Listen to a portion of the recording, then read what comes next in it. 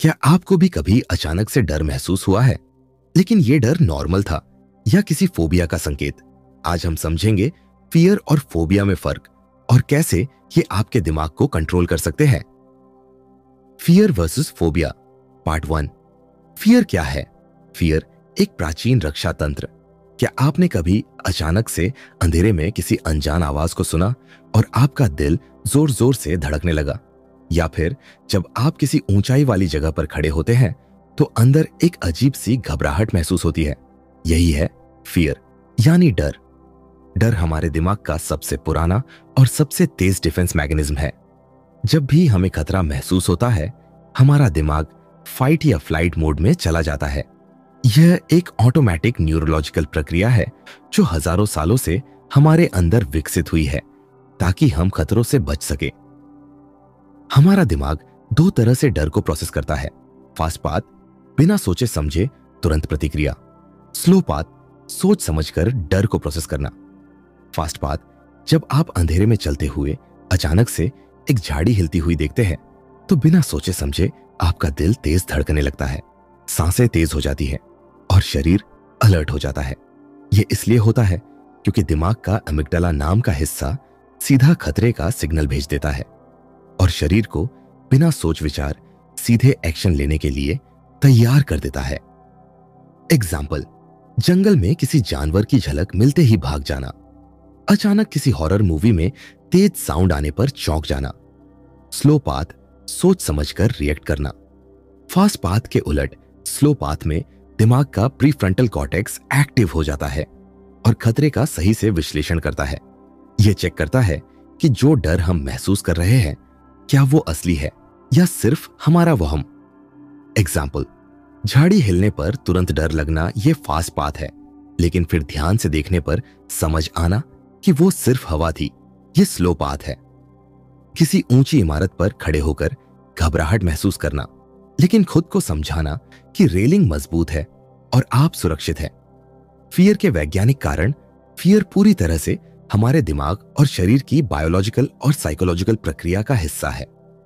Amygdala, यह दिमाग का वो हिस्सा है जो डर को ट्रिगर करता है।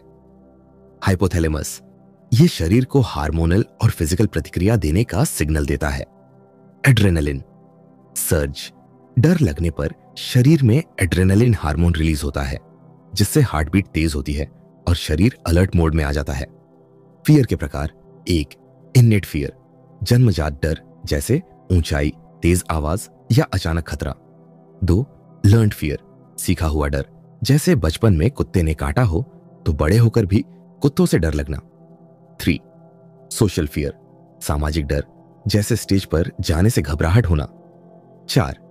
इरेशनल फियर, बिना वजह का डर जैसे बिना किसी असली खतरे के अकेलेपन से डरना। फियर का इवोल्यूशनरी बेनिफिट, हमारे पूर्वजों के लिए क्यों जरूरी था? सर्वाइवल मैकेनिज्म, हमारे पूर्वजों के समय में डर ही उन्हें शिकारियों और प्राकृतिक खतरों से बचाने का सबसे बड़ा हथियार था। हमें सतर्क रखता है। फियर हमें सतर्क और चौकन्ना रखता है ताकि हम संभावित खतरों को जल्दी पहचान सकें। खुद को सुरक्षित रखने में मदद करता है। अगर हमें कभी आग से जलने का अनुभव हुआ हो तो हम अगली बार उससे दूर रहते हैं। फियर एक जरूरी इमोशन। फियर बुरा नहीं है, बल्कि ये हमें सुरक्षित रखता है। समस्या तब आती है जब यह हद से ज्यादा बढ़ जाता है और हमारी जिंदगी को नेगेटिव तरीके से प्रभावित करने लगता है। फियर और फोबिया के बीच का फर्क भी यही है। फियर आपको बचाने के लिए है, लेकिन फोबिया बिना किसी असली खतरे के भी आपको परेशान कर सकता है। अब अगले स्टेप में हम फोबिया क्या है को डीप एक्सप्लेन करेंगे। पार्ट 2, फोबिया क्या है? फोबिया एक अनियंत्रित और तर्कहीन डर। क्या आपको छोटी सी ऊंचाई से भी गिरने का डर लगता है, या कोई आपको इंजेक्शन दिखाए और आपको पसीना आ जाए? अगर हां, तो यह सिर्फ फियर नहीं बल्कि फोबिया हो सकता है। फियर और फोबिया में सबसे बड़ा अंतर यह है कि फोबिया एक अतार्किक और अत्यधिक डर होता है जो बिना किसी वास्तविक खतरे के भी इंसान के दिमाग और शरीर को कंट्रोल कर सकता है। एग्जाम्पल, किसी मकड़ी को देखकर घबराकर कमरे से भाग जाना, बंद जगह में घुसते ही सांस फूलना और पैनिक अटैक आ जाना। किसी सोशल इवेंट में जाने से पहले ही एंजाइटी महसूस करना। दिमाग में फोबिया कैसे काम करता है? फोबिया हमारे दिमाग में अत्यधिक और अनियंत्रित डर की स्थिति पैदा करता है। इसमें 3 मुख्य मानसिक प्रक्रियाएं शामिल होती है। हाइपर एक्टिव अमिगडाला, दिमाग के फियर सेंटर में over activity. Memory and association hippocampus role, पुराने बुरे अनुभवों से जुड़े डर। कंडीशनड रिस्पॉन्स लर्न्ड बिहेवियर, बार बार अनुभव के कारण बना पैटर्न। अब इसे स्टेप बाय स्टेप समझते हैं। 1. अमिगडाला, डर का मुख्य सेंटर। फोबिया के पीछे सबसे बड़ा कारण अमिगडाला का ओवर एक्टिव होना है। जब भी आप किसी चीज को लेकर फोबिया महसूस करते हैं, अमिगडाला बिना किसी असली खतरे के भी इमरजेंसी अलर्ट भेज देता है, जिससे शरीर में फाइट और फ्लाइट रिस्पॉन्स ट्रिगर हो जाता है। एग्जाम्पल, जैसे ही कोई व्यक्ति हवाई जहाज के पास जाता है, उसे घबराहट महसूस होने लगती है, क्योंकि उसका अमिगडाला बिना कारण डेंजर का सिग्नल भेज रहा होता है। 2. हिपोकैम्पस, पुराने अनुभव और डर का कनेक्शन। हिपोकैम्पस हमारे पिछले अनुभवों को सेव करता है। अगर कोई व्यक्ति बचपन में कुत्ते के काटने से डर गया था, तो हिपोकैम्पस उस डर को सेव करके रखता है। अब जब भी वो व्यक्ति किसी कुत्ते को देखता है, दिमाग पुरानी डरावनी यादें ट्रिगर कर देता है और वो घबरा जाता है। एग्जाम्पल, अगर बचपन में किसी को पानी में डूबने का अनुभव हुआ है, तो उसके दिमाग ने पानी को एक खतरनाक चीज के रूप में सेव कर लिया। अब भले ही वह इंसान एक स्विमिंग पूल में हो, फिर भी उसे पैनिक अटैक आ सकता है। 3. कंडीशनड रिस्पॉन्स, फोबिया कैसे सीखा जाता है? फोबिया कई बार सीखा भी जाता है। इसे क्लासिकल कंडीशनिंग कहते हैं। अगर कोई बच्चा अपने माता पिता को सांप से डरते हुए देखता है, तो वो भी वही डर सीख सकता है, भले ही उसने कभी सांप को कोई नुकसान पहुंचाते हुए न देखा हो। एग्जाम्पल, अगर आपकी मां को कॉकरोच देखकर बहुत डर लगता था, तो आपको भी कॉकरोच से डर लगने की संभावना बढ़ जाती है। अगर कोई दोस्त बचपन में एग्जाम में फेल होने के कारण बहुत डांटा गया था, तो उसे जिंदगी भर एग्जाम फोबिया हो सकता है। फोबिया के प्रकार, फोबिया को 2 मुख्य श्रेणियों में बांटा जाता है। 1. स्पेसिफिक फोबिया, किसी विशेष चीज से डर, ये किसी खास चीज या स्थिति से जुड़ा होता है। अरेक्नोफोबिया, मकड़ियों से डर। ओफिडियोफोबिया, सांपों से डर। ऑर्निथोफोबिया, पक्षियों से डर। एक्वाफोबिया, पानी से डर। एरोफोबिया, हवाई जहाज में उड़ने से डर। ट्राइपैनोफोबिया, इंजेक्शन या सुई से डर। 2. सोशल फोबिया एंड अगोराफोबिया, सामाजिक डर और खुले स्थानों का डर। यह सिर्फ किसी वस्तु से नहीं, बल्कि लोगों से या परिस्थितियों से जुड़ा होता है। ग्लोसोफोबिया, पब्लिक स्पीकिंग से डर। सोशल फोबिया, लोगों से मिलने जुलने में डर। अगोराफोबिया, भीड़ या खुले स्थानों में जाने से डर। फोबिया के सिम्टम्स, फोबिया के लक्षण केवल मानसिक ही नहीं, बल्कि शारीरिक भी होते हैं। मानसिक लक्षण, घबराहट महसूस होना, कोई चीज देखकर इंस्टेंट फियर ट्रिगर होना, बार बार उसी डर के बारे में सोचते रहना, खुद को किसी स्थिति से दूर रखने की कोशिश करना। शारीरिक लक्षण, दिल की धड़कन तेज हो जाना, पसीना आना, सांस लेने में तकलीफ, पेट में दर्द या जी मिचलाना, शरीर कांपना। फियर वर्सेस फोबिया में अंतर, मेजर डिफरेंस। फियर किसी असली खतरे से बचाने के लिए होता है। फोबिया बिना किसी असली खतरे के भी ट्रिगर हो सकता है। फियर हमारे लिए फायदेमंद है, हमें अलर्ट रखता है। फोबिया हमारे दिमाग और लाइफस्टाइल पर नेगेटिव असर डाल सकता है। इसे धीरे धीरे काबू पाया जा सकता है। अक्सर बिहेवियरल थेरेपी या एक्सपोजर थेरेपी की जरूरत पड़ती है। एग्जाम्पल, ऊंचाई पर चढ़ने में डर लगना। एग्जाम्पल, बिना ऊंचाई पर चढ़े ही पैनिक फील करना। फोबिया से कैसे बाहर निकले? Treatment and overcoming techniques. अगर फोबिया आपकी जिंदगी को प्रभावित कर रहा है, तो इसे ठीक करने के कुछ तरीके हैं। एक्सपोजर थेरेपी, डर का सामना करना और धीरे धीरे उसे कम करना। कॉग्निटिव बिहेवियरल थेरेपी, अपने विचारों और डर के पैटर्न को बदलना। Breathing exercises and meditation, anxiety को कंट्रोल करने के लिए। Medication only in severe cases, anti anxiety या बेटा ब्लॉकर्स का इस्तेमाल। फियर वर्सेस फोबिया, फियर और फोबिया में सबसे बड़ा अंतर यह है कि फियर हमें बचाने के लिए है, लेकिन फोबिया हमें रोकने के लिए। फियर नेचुरल होता है, लेकिन फोबिया को हम ट्रेनिंग और थेरेपी से खत्म कर सकते हैं। फियर हमें सतर्क रखता है, लेकिन फोबिया हमारी जिंदगी पर नेगेटिव असर डाल सकता है। अब अगला स्टेप, फियर और फोबिया से बाहर निकलने के साइंटिफिक तरीके। फियर वर्सेस फोबिया को कैसे खत्म करें? अगर आपको लगता है कि आपका डर फोबिया बन चुका है और ये आपकी जिंदगी को प्रभावित कर रहा है, तो इसे दूर करना बेहद जरूरी है। अच्छी खबर यह है कि फोबिया को पूरी तरह से खत्म किया जा सकता है और इसके लिए साइंटिफिक तरीके मौजूद हैं।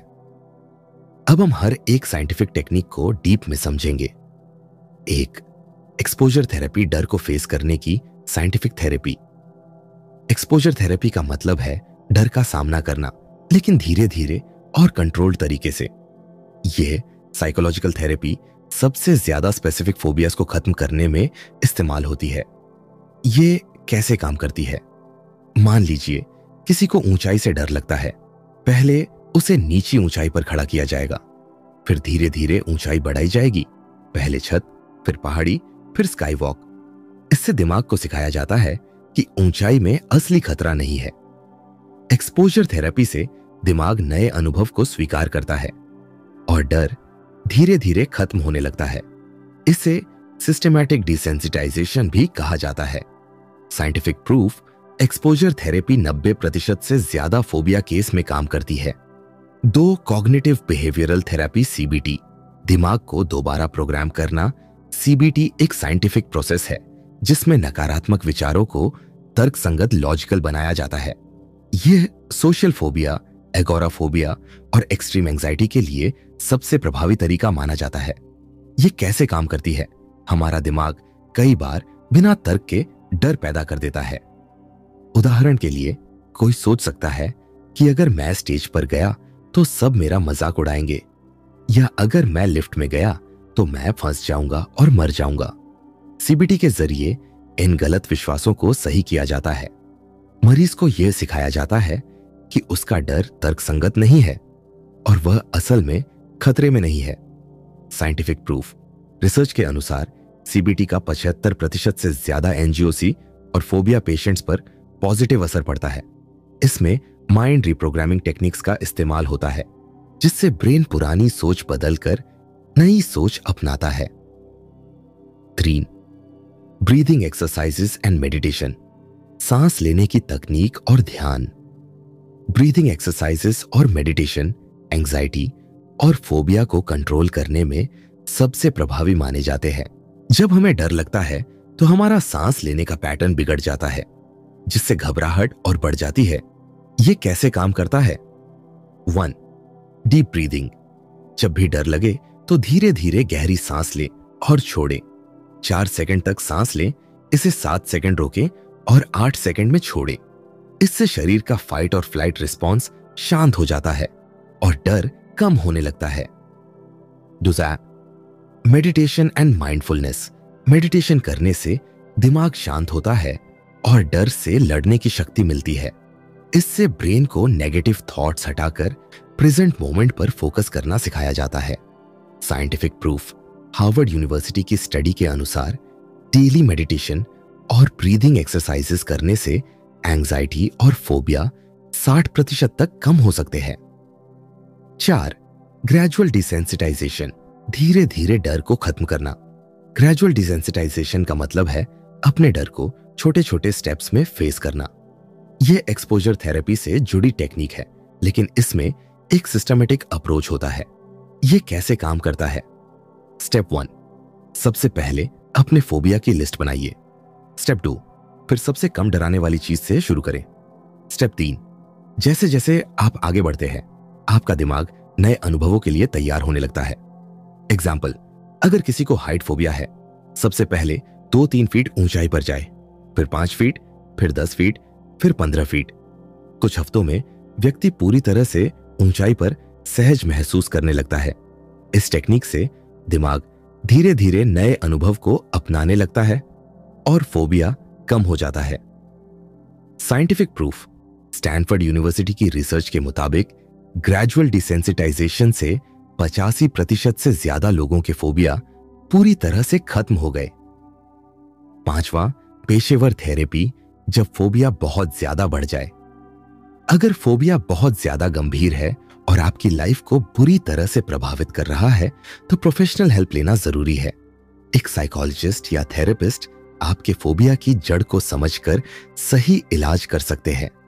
प्रोफेशनल ट्रीटमेंट्स में शामिल होते हैं हाइप्नोथेरेपी, दिमाग के डर को जड़ से निकालने की साइंटिफिक तकनीक, EMDR therapy, eye movement desensitisation and reprocessing, दिमाग के अंदर पुराने डर को प्रोसेस करके हटाने की therapy, virtual reality therapy, VR therapy, phobia को खत्म करने के लिए वर्चुअल एक्सपीरियंस दिया जाता है।